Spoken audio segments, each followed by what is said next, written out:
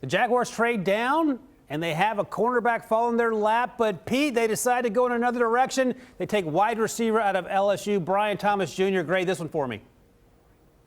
You know, I gave it a B+.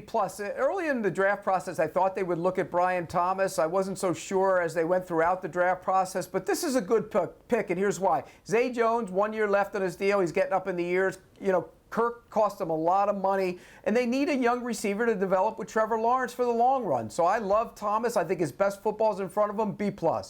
He's a deep threat from day one, and we joked during the pre-draft process when we talked about it on the podcast that he ran more inside fades for touchdown than anyone on planet Earth. That's where you start him. How long until he develops the full route tree for Trevor Lawrence there? Yeah, I think when you watched him in the beginning of the year and how he ended up at the end of the year, he made great strides as a route runner, great strides as a playmaker. I think he's a red zone threat. He's a deep vertical threat that the Jacksonville Jaguars definitely need for Trevor Lawrence. Absolutely. Jaden Daniels told us at the Combine that he was the fastest among him, Brian Thomas Jr., and Malik Nabers. Turns out Brian Thomas Jr. was the fastest of that trio. He's taking that speed to Jacksonville.